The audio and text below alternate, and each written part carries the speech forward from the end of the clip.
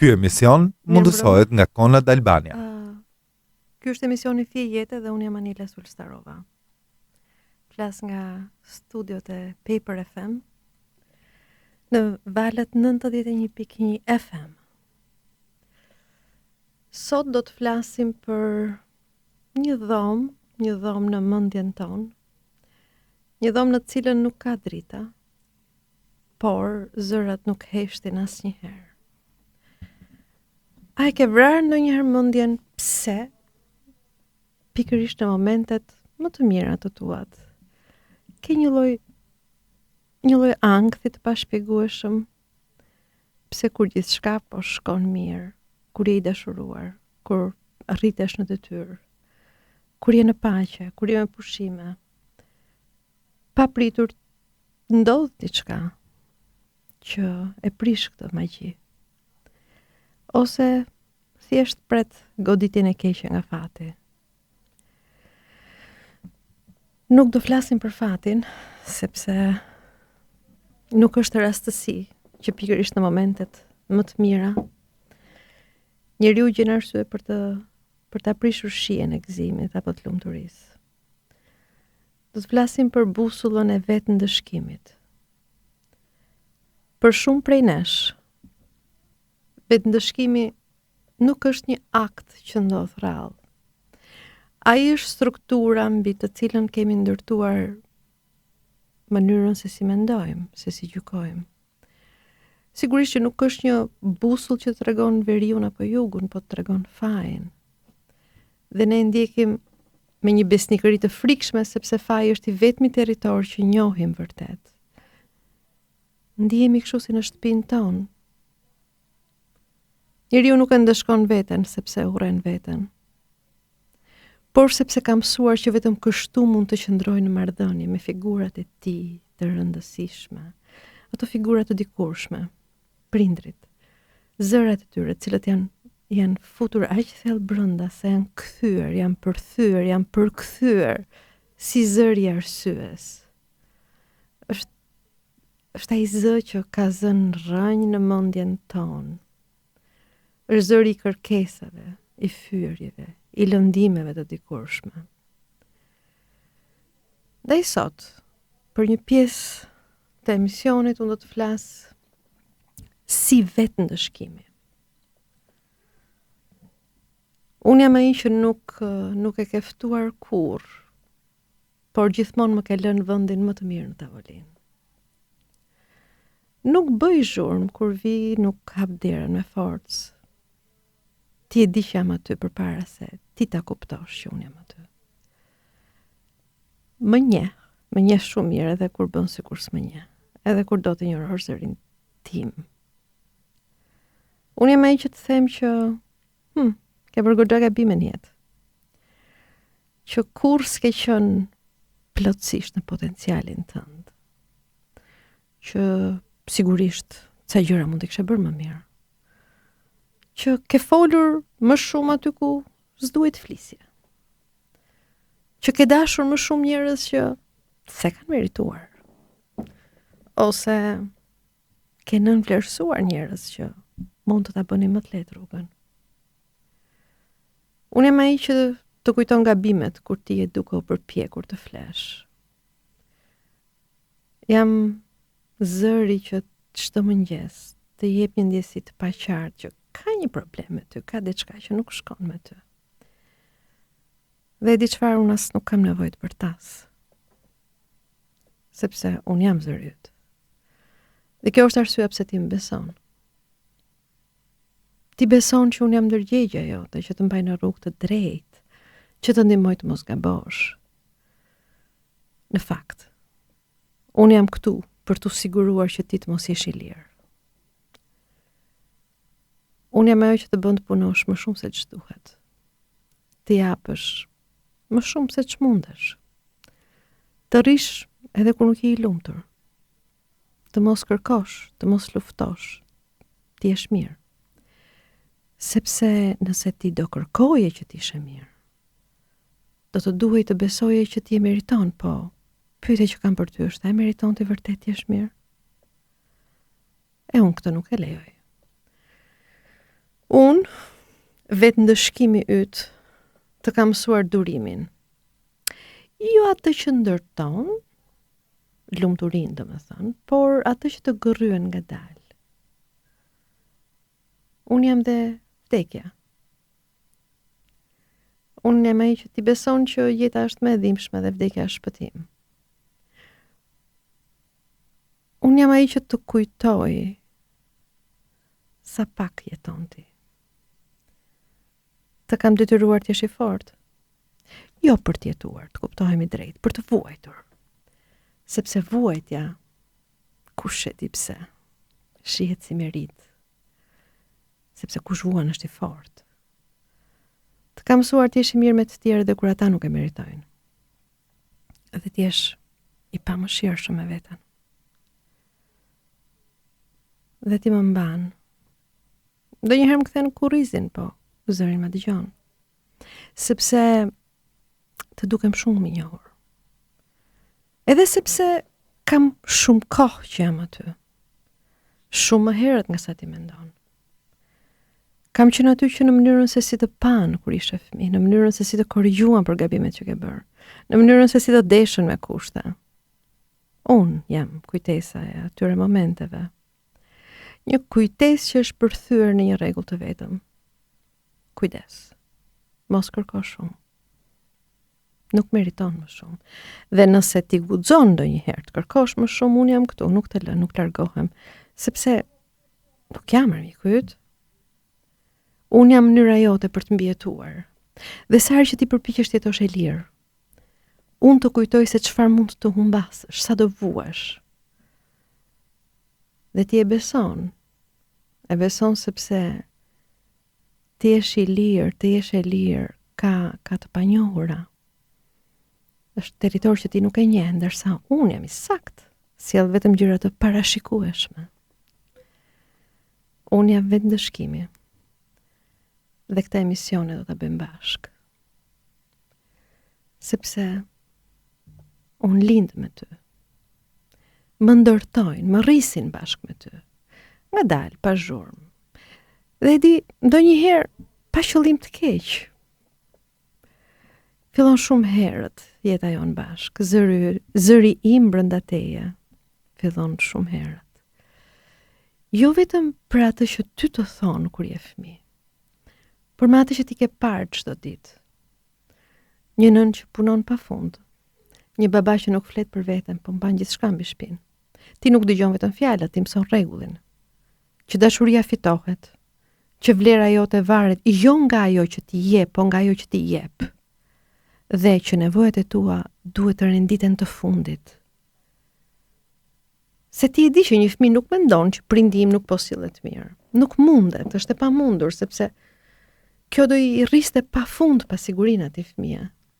Kështu që ai fillon mendon që diçka nuk shkon me mua. Dhe aty unë triumfoj, sepse po, që aty filloj them fëmijës, diçka nuk shkon me ty, prindrit tu janë krejt në rregull.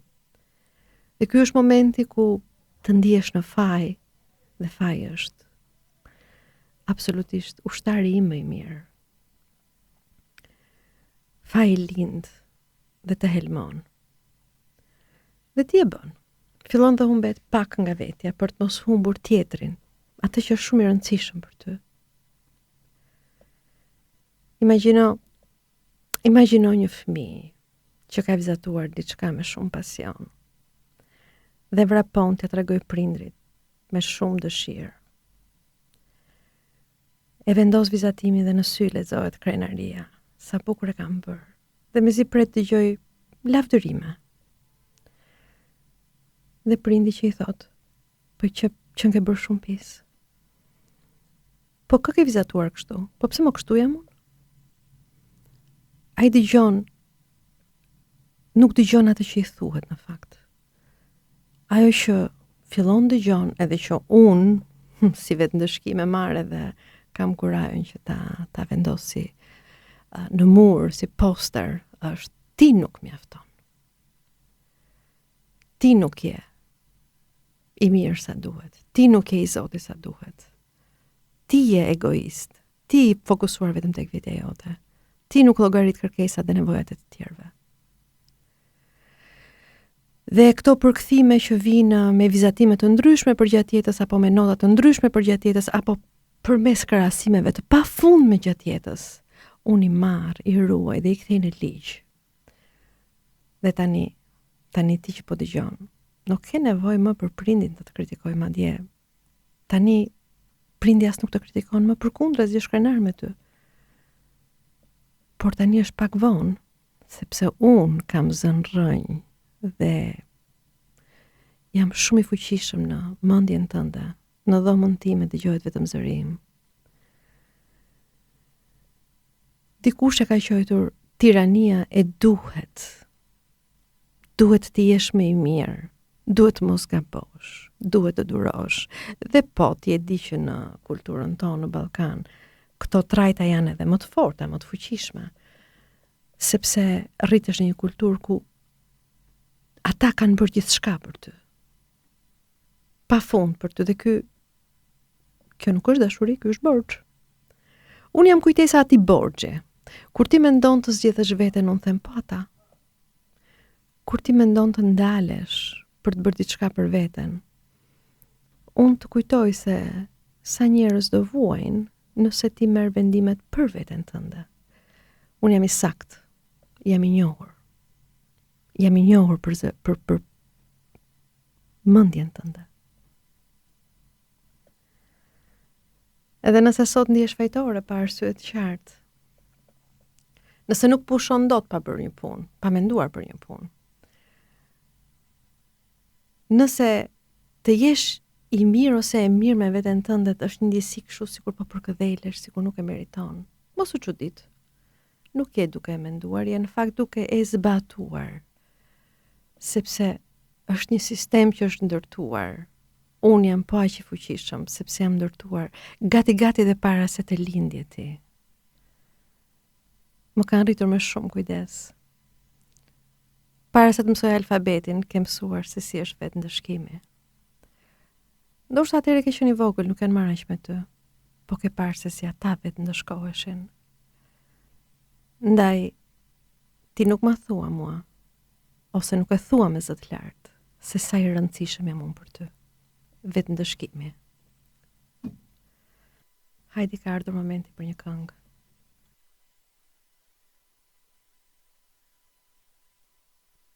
Rikthehemi në Paper FM. Kjo është emisioni Fije Jete. Në studio me Hajdin.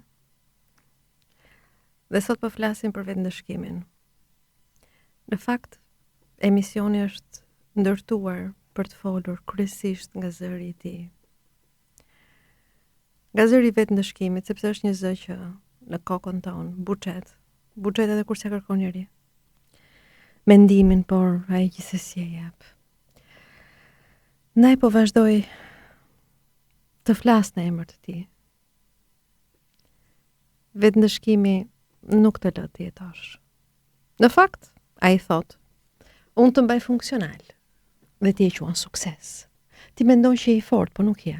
Je thjesht njëri trajnuar mirë, si ata që nuk ndjejnë më dhimbje, jo sepse nuk u dhëmb, por sepse kaq shumë u ka dhëmbur, sepse dhimbja u është kthyer në normalitet. Si ajo gruaja shtëpiake që nuk pushon kurrë, ka gjithmonë punë për të bërë. Është e varur, jo nga puna, por nga ideja që duhet ta meritojë ekzistencën e saj çdo ditë. Ajo nuk pushon, sepse pushimi duket gati si kapje në flagrancë. Ulet, pastaj ngrihet me njëherë, bën diçka. Jo se ka punë, po sepse ka kaq shumë faj dhe unë. Në këtë rast i them, bravo, ti je një grua e përgjegjshme. E vërteta është që thjesht nuk dua ta lejoj ti të qetë. Ose ai burri. Ai burri që nuk largohet nga familja, ai që po mendon për familjen, mendon ai që po mendon. A ke vënë re? Sigurisht ai është shumë i respektuar, ai nuk largohet edhe kur në atë familje nuk ka më asgjë për t'u shpëtuar. Sepse unë i them, një burr i mirë nuk ikën, një burr i mirë duron, një burr i mirë sakrifikon. Edhe se për hir të së vërtetës askush nuk e thot që një burr i mirë nuk jeton i vdekur. Këtë nuk kam se e them unë, sepse mua më intereson që ai të jetojë ashtu siç ai jeton në burgun e vet, në burgun e rregullave, e rregullave që të tjerët kanë ndërtuar në fund të fundit. Unë thjesht sigurohem që ato të ndiqen. Ose ajo tjetra. Ajo tjetra që bie gjithmonë dashuri me njerëz të pamundur.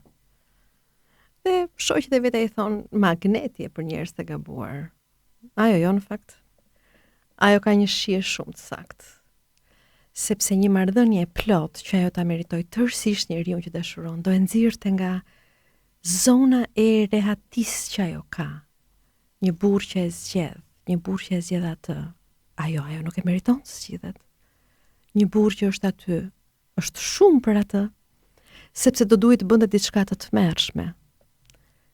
Ajo të pranonte të merrte, të pranohej plot e tërë.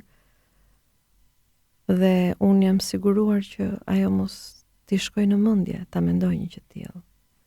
Ndaj ajo di vetëm t'i jap, sepse edhe atë e kem trajnuar shumë mirë.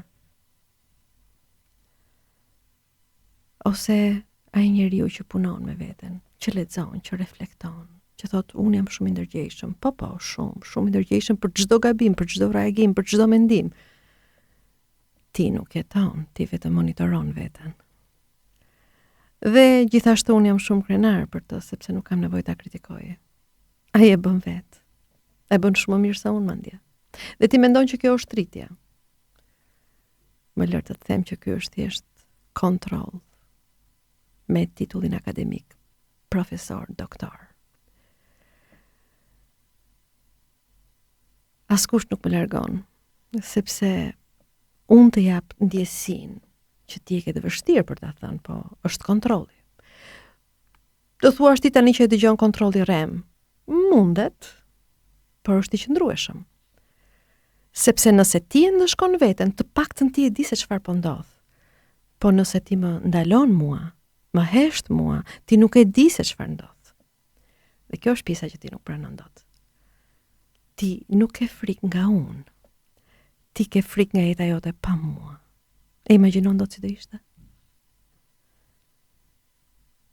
Pa mua, do të duhet të zgjedhësh, do të duhet të gabosh, do të duhet marrësh përgjegjësi, do të duhet të humbasësh njerëz. Dhe ti ke frikë që nuk ja del. Ndërsa me mua, të paktën e di që do vuash, do jetosh në burg, po të paktën je i sigurt për këtë apo jo? Se nga dita që ti do bësh zgjedhje, ti e di që duhet të vuash. Dhe kjo është mënyra më elegante për të mos jetuar. Unë jam vetë ndëshkimi. Ti më quan disiplinë. Ti mendon që unë të dëmtoj. Ke të drejtë. Por kjo është edhe arsyeja pse ti më mban apo jo? Ti më mban sepse të mbroj, jo nga bota. Unë të mbroj nga vetja. Nga ajo që ti duhet të bëje, të zgjidhje diçka që ti nuk e di fare si do ishe nëse nuk do isha unë. Imagjinoj në një moment që unë hesht. Unë nuk të them më ty që ti je gjithë defekte. Që ti nuk je aq i zotë sa që tjerë të shohin. Që unë ti njoh hilet. Unë e di se ç'ke bërë. Nuk të them më që durimi është virtyt, dakord. I heqim gjitha këto. Çfarë ndodh? Sigurisht që në këto raste ti duhet kesh kurajon të pranosh disa gjëra. Që nuk je mirë aty ku je. Që disa zgjedhje të tua kanë qenë të gabuara dhe duhet përqafosh gabimin, por me mua ti nuk e përqafon dot gabimin, pa mua ti nuk di të përqafosh gabimin. Që do duhet pranoj që ke pritur më shumë se ç'duhet. Por nuk është ky problemi që duhet pranosh gjërat. Pjesa më e vështirë, pse ti më mban mua, është se ti duhet bësh diçka kundër meje. Duhet bësh diçka për ndryshuar situatën tënde. Po ti ke frikë. Dhe këtu më fton mua. Dhe unë me lapset e letër filloj bëj llogaritë e zgjedhjeve të tua. Po të ndahesh, po të bashkohesh, po të lësh punën, po të rebelosh. Dhe sigurisht që gjitha këto reagime do kenë humbje njerëzish. Humbje parash ndoshta. Dhe këtu unë hyj i fuqishëm bashkë me ushtarin tim, Fajin. Sepse Faj, të ndjesh Faj, shumë e lehtë sa të ndryshosh. Faj është shpesh mënyra për të shmangur përgjegjësinë për të ndryshuar. Dhe ti mendon që unë jam njëri i mirë se ndiem në Faj. Në fakt, thjesht nuk po lëviz. Ke frikë. Ka dhe diçka tjetër që ndoshta është pak më e thellë, më e sikletshme. Nëse ti më fshin mua nga dhoma në cilën unë dominoj, nuk është çështja që ti heq vetëm vetë në shkimin, ti humbet një histori. Historinë që ti ke ndërtuar për veten tënde, ti ke ndërtuar një narrativ për veten tënde, që je fort, që mban shpina jote, supet e tua durojnë shumë halle, që nuk kërkon më shumë se ç'duhet, që duron për te asaj që mundesh.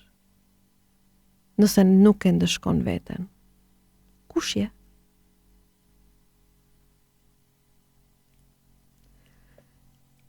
Sepse e vërteta nuk është që ti je vetëm i lodhur ose e lodhur, po që ti ke investuar pafund në këtë version të vetes. Dhe unë jam ai që e mba në këmbë këtë versionin tënd. Sepse unë kam edhe një instrument tjetër që ti e edukuar shumë herët në jetën bash, është disiplina. Disiplina jo vetëm që të kontrollon, por të krijon. Ti nuk je thjesht dikush që ndëshkon veten. Ti je dikush që je bërë përmes ndëshkimit. Dhe kjo është arsyeja pse ti nuk më largon. Sepse pa mua fillimisht nuk ka liri. Ka një boshllëk. Dhe boshllëku le ta pranojmë, nuk është romantik. Nuk është i bukur. Nuk është shërues. Të ngjall konfuzion, pasiguri, të ngjall frikë. Dhe ti nuk je i sigurt që ditë jetosh pa udhëzime. Me mua të paktën ti e di se çfarë bën. Punon, duron, nuk kërkon, nuk lëviz. Pa mua duhet zgjedhësh. Dhe zgjedhjet kanë pasoja. Kjo është arsyeja pse shumë njerëz nuk më lën. Jo sepse nuk munden, ose në fakt edhe nuk munden. Por sepse nuk din ç'të bëjnë pa mua. Ti nuk e frikë nga unë që jam vetë ndëshkimi. Ti ke frikë nga jeta pa të. Sepse një jetë pa vetë ndëshkim kërkon të humbasësh disa njerëz, të zhgënjesh, të marrësh përsipër rrugë që nuk i ke shkelur kurrë. Dhe askush nuk ka mësuar si bëhet kjo, si është jesh i lirë. Të kanë mësuar të durosh, dhe ti e bën shumë mirë. Por durimi nuk është gjithmonë virtyt.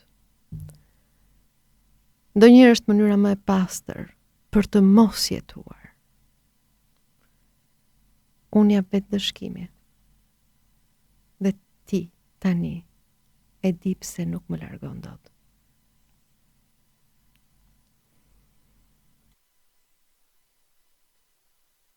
Mirëmbrëma, sërish.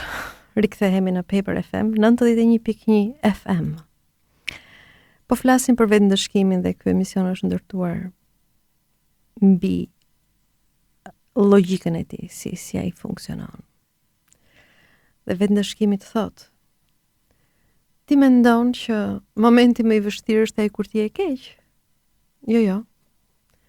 Momenti më i vështirë është kur ti fillon të mos më besosh më. Kur për herë të parë ti thua mjaft. Jo me zë, po brenda vetes dhe fillon rebelon. Unë ndjej, nuk shtukem, hesht për pak kohë. E di që ti thjesht ke nevojë të shkarkosh. Dhe kjo kohë mua më jep mundësi të forcohem, të fuqizohem. Sa po ti qetësohesh, unë filloj flas më qartë, më shpesh. me argumenta bindës, duke të thënë që po gabon, gati është mëkat, do prishësh gjithçka. Ti dështon pa mua. Dhe ti hutohesh sepse pikërisht kur ti mendove që do ndihesh më mirë sepse po rebeloje ndaj sistemit tim. Ti nuk ndihesh. Ndihesh më keq, edhe sepse unë të lasht gaboja. Edhe sepse për trupin tënd kjo nuk është liri, është rrezik. Dhe siç e thon edhe më të mençur se sa ty, truri nuk është ndërtuar për qetësi, është ndërtuar për mbijetesë. Dhe e beson ose unë jam sistemi yt i mbijetesës. Por më duhet të sqaroj diçka. Jo çdo zë që të korrigjon jam unë, për fat keq. Ka një dallim të vogël në dukje, po ti e ndjen në mënyrën se si e përjeton. Ka dhe një zë të shëndetshëm, që unë nuk e kam fare qef, që të thot, këtu gabove. Ndërsa unë nuk merre me atë që ti, faktin, me veprimin që ti gabon. Unë kam një qëllim të qartë në kokë, të të them ty që ti e gabim. Ti je defektoz. Ti je problem. Ndërsa ky zëri tjetër që për fat mirë unë e mbaj shumë nën kontroll dhe e mbys. Ai zëri shëndetshëm që ti e quan, ose ca terapistë e quajnë të shëndetshëm, është ai që merret vetëm me veprimin. Se po, sigurisht që ti gabon. Si pas versionit tim ti gabon sepse s'di të bësh ndryshe. Ndërsa si pas versionit të zërit tjetër, ti di të bësh ndryshe, po je njeri dhe gabon. Ai zëri që unë nuk e kam qef, ndalon. Kur kupton që ti e kupton, ndalon. Ndërsa mua nuk më pëlqen të ndaloj. Vazhdoj, punoj dhe flas edhe kur ti fle. E ke vënë re që ke ëndrat këqija kohët e fundit? Jam unë. Sepse unë të shtrydh. Ai zëri i shëndetshëm të lejon që ti të rritesh, ndërsa unë sigurohem që ti të rish në një vend aty ku unë mendoj dhe parashikoj. Ai zëri i shëndetshëm të ndihmon që të bësh diçka, ndërsa unë të bëj që ti të mos ndalesh edhe kur ti je i shkatruar. Sepse kjo është detyra ime. Pra, ai zëri tjetër që unë nuk e kam qef, të ndihmon që ti të rritesh dhe të ndërtosh, dhe të rebelosh, edhe të korrigjosh. Ndërsa unë kam qefi më i madh është kur të mbaj aty peng. Problemi është ky, se ti ngatron. Ti mendon që pa mua do bëhesh i dobët. Në fakt, ti pa mua thjesht je i sakt. Por ti këtë nuk e di. Do duhet ti ta kalosh këtë fazë? Ku çdo gjë që bën ndryshe të duket gabim? Ku çdo jo që ti thua të duket egoizëm? Ku çdo kufi që ti kalon të duket tradhti? Unë mendoj që nuk do ta kalosh sepse unë jam aty. Dhe po të them që ti je njëri i dobët, ti je egoist, ti po humbet kontrollin. Kaq duhet që ti të tërhiqesh, të strukesh, të bësh, të dyshosh në atë që ndjen, në atë që sheh, në atë që do. Kjo është detyra ime. Ky është momenti im. Kjo është arsye pse shumë njerëz kur e kuptojnë kush jam unë dhe çfarë duhet bëjnë ndryshe që të ndihen më të qetë, më të lirë, të fillojnë të jetojnë dhe jo thjesht të frymojnë, trëmben kaq shumë nga unë, sa kthehen aty ku ishin. Sepse nuk din të shërohen.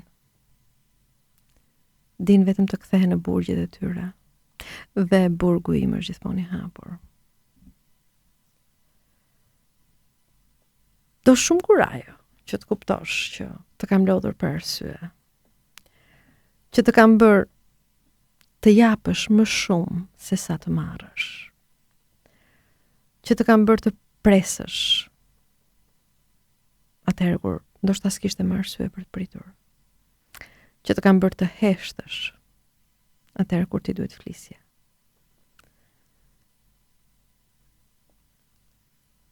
Unë kam qenë gjithmonë aty.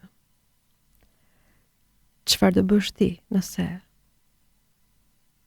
do vendosësh të mos më dëgjosh më mua? Çfarë do bësh ti tani që do bësh diçka që unë ta kam ndaluar më parë? Nuk më takon mua ta them. Por ndoshta të fillosh të thuash jo. Do ishte një fillim. Dhe e di nga do kuptosh ti që kjo joja është e rrezikshme, sepse trupi yt reagon. Trupi yt mbushet me ndjesi të habitshme, me nxehtësi, me duar që të ftohen, me krahëror që të ngushtohet, me fyt që të thahet. Sepse ti për vite ke qenë në udhëheqjen time. Dhe sa po unë shoh këto shenja themeshe, po të kthehesh aty ku ishe. Dhe ishe i qetë, dhe s'do përjetoj këtë që po përjeton. Dhe unë gjithmonë pres këto momente kur trupi yt reagon kështu, i trembur, për të them, ta thash. E përdor gjithmonë kundër teje, gjithmonë të ta thash, të paralajmërova, dhe ti shikon njerëzit që po humbet, pozicionet që po humbet, dhe ke kaq shumë frikë sa kthehesh ke unë dhe më dëgjon sërish mua. Sepse ti ndoshta nuk e kupton që në fakt ti nuk po humbet gjithçka. Pavarësisht se unë të detyroj ta shohësh kështu. Ti po humbet një version të vetes tënde që ka funksionuar, që ka ndërtuar një territor ku ti mendoje që e njihje se si, ti dije të notoje. Por ti nuk sheh sa shumë të ka kushtuar. Dhe kjo është arsye pse të dhëmb. Sepse me mua ti funksionon shumë mirë, por natyrisht nuk je i lirë, nuk je e lirë. Nëse nuk më dëgjon mua, do të duhet të mësosh të dëgjosh një zë tjetër. Një zë që nuk të shkatëron, duke të kontrolluar. Por as nuk të lejon të ikësh nga vetja. Ky është momenti më i vështirë. Unë jam vendëshkimi. Dhe për herë të parë po pranoj që unë nuk jam i vetmi zë brenda teje. Ai zëri tjetër nuk të qetëson. Ndonjëherë të çorienton. Por të paktën të ndihmon që t'jesh i lirë. Tani, ti nuk ke më asnjë justifikim.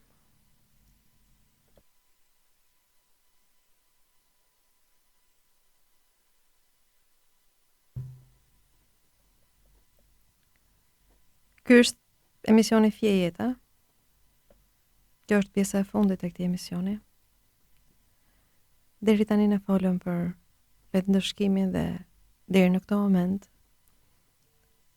unë fola përmes zërit të tij. Ndërsa tani do flas si njëri që takon përdit njerëz që janë përpjekur pafund. Dhe pikërisht vinë tek unë sepse janë përpjekur pafund. Vetëm në drejtimin e gabuar. Sepse për vite të tëra çfarë i ka mbajtur në këmbë është pikërisht vetëndëshkimi, ai që tani mban të bllokuar. Si terapiste unë e di që vetëndëshkimi nuk është gabim. Është një mekanizëm që është ndërtuar shumë herët në jetë, që ka filluar shumë herët në jetë, që ka funksionuar madje, ka ndihmuar një fëmijë të mos dunohet, të mos shahet, të mos fyhet. Ka ndihmuar një marrëdhënie që të mbijetoj, pavarësisht se nuk ka pasur, nuk ka më dashuri, po të mbijetoj pa sherre, pa debate. Në një farë mënyrë duke krijuar një lloj rendi ndaj edhe është shumë e vështirë të kuptohet si mekanizëm edhe sa i fortë, sa i fuqishëm dhe po sa i pashëndetshëm është ndonjëherë. Sepse askush nuk ndërton një mekanizëm pa arsye. Çështja nuk është më si ky mekanizëm ka lindur, po si mund ta minimizojmë pak sa zërin e tij.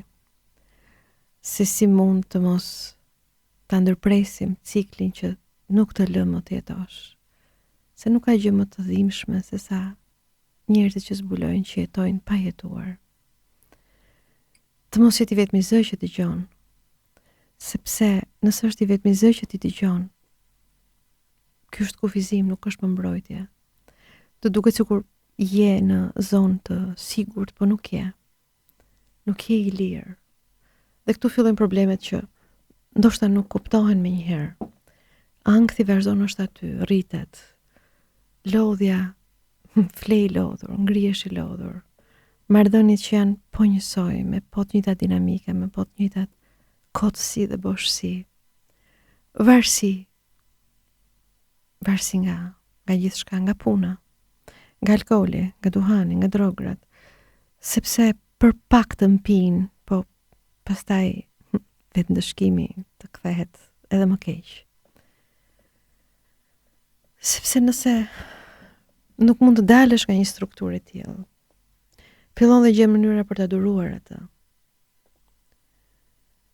Sigurisht në terapi unë nuk e luftoj menjëherë këtë zë, sepse nëse e heqim këtë zë menjëherë, njeriu mund të thyhet. Fillimisht përpiqemi ta njohim, ta kuptojmë, dhe ndoshta t'i zvoglojmë territorin. Nuk ka më nevojë të ulet më në krye tavolinës. Nuk duhet zhdukur, duhet thjesht zvogluar dhe zhvendosur. Dhe sigurisht që kjo do kohën e vet, sepse nuk është thjesht një zakon, është mënyra se si ke mësuar të jesh në marrëdhënie me veten. Edhe për të bërë këtë proces është do kohë, do qetësi, do qartësi, do përgjegjësi, jo për të fajsuar veten, sepse po vajtëm të fajsojmë veten sigurisht sa po e kemi fuqizuar vetëndëshkimin si mekanizëm. Nuk është çështja të ndryshosh jetën. Çështja është të fillosh të ndryshosh gjëra të vogla. Të mos dëgjosh më zërin e vetëm që ke besuar.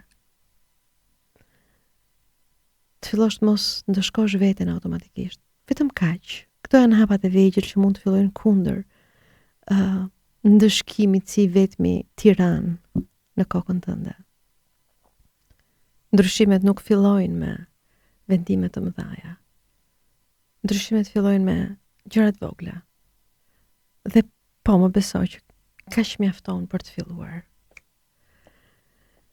Hajde është momenti të dëgjojmë këngën tjetër. Nëse teksa të ke dëgjuar këtë emision nuk je ndjer mirë ose të ka trazuar,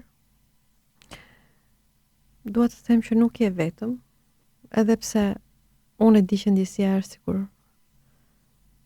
sikur je vetëm me këtë mekanizëm kaq të fuqishëm. Në këtë emision e folëm për vetëndëshkimin, sepse vetëndëshkimi është shumë i qetë. Gati nuk duket, nuk bën zhurmë, nuk të prish jetën me njëherë, nuk të shkatron asgjë, përkundrazi. Çdo gjë e mban ashtu siç është projektuar dikur për ty. Madje ndonjëherë mendon që ta rregullon jetën. Të bën të dukesh burr i mirë, grua e mirë, njeri i fortë, njeri i përgjegjshëm, ndërkohë që të mban në vend. Të bën të jetosh pa jetuar. Dhe ti, unë, jo gjithmonë e kuptojmë këtë. Pavarësisht se e dim prej kohësh që jemi lodhur, nuk është kjo diçka që nuk është kështu jeta. Ka diçka që nuk shkon. Por është e vështirë. Sepse edhe tani që ti e di, Ndoshta është e vështirë të bësh diferencën midis vetëndëshkimit dhe atij zërit që të ndihmon të rritesh. Dhe beson ose jo, ky mekanizëm i vetëndëshkimit është aq i fortë sa ka dhe grandiozitetin të të jap leje për çdo veprim që ti bën. Leje për të ndalur, leje për të mos i bërë gjërat në mënyrë perfekte, leje për të zgjedhur veten dhe pa ndëshkuar veten, pikërisht se zgjodhe veten. Kjo nuk vjen menjëherë sepse për shumë kohë ke jetuar një jetë që nuk është ndërtuar nga zgjedhjet e tua, por nga frika, nga detyrimi, nga zëri në kokën tënde që ka pretenduar që ka mbajtur rregull. Dhe po, në një farë mënyrë ka mbajtur rregull. Po sërish, është një rregull pa jetë. Dhe është e vështirë të dalësh prej aty. Kjo është shumë e vërtetë. Sepse as nuk ka një moment të madh, nuk ka asnjë kthesë dramatike. Fillon me gjëra të vogla, me momente ku nuk i besohet atij zëri. Në një moment ku ti ndalon dhe nuk e ndëshkon veten automatikisht për çdo gjë që bën. Qoftë edhe për një mendim, qoftë edhe për lirinë që ke nevojë të kesh. Sepse ai zë nuk të përfaqëson ty për atë që ti je. Ai zë përfaqëson historinë e brezave të tërë, që janë siguruar ta vendosin kështu si çip në tru që kur ke qenë fëmijë. Ndoshta zgjedhja duhet të jetë bësh diçka që nuk ka pse të jetë perfekte. Nuk ka pse të jetë pikërisht si duhet. Po një zgjedhje që është përvoja jote, që është e jotja. Le të mos jetë perfekte. Dhe nëse gabon është okay, është gabimi yt. Dhe ti nëse nuk e di ende se si mund ta bësh këtë gjë, mund guxosh. Sepse ajo që ti po jeton tani nuk është gjithmonë zgjedhje. Shpesh është një përsëritje e vazhdueshme asaj që ti ke pasur që fëmijë, lëndimeve që ke pasur që fëmijë. Ato lëndime ditë përballosh. Gjuhës që i ke folur vetes, atë gjuhë një. Ka një moment që kjo përsëritje mund të ndalet apo jo? Ndoshta jo me një herë, por mund të filloj të ndalet. Ndoshta mund të filloj edhe që sot, me një gjë të vogël që mund të bësh për veten. Nga studiot e Paper FM, natën e mirë, po ju lë me këngën e Toto Cutugno's. Buonanotte.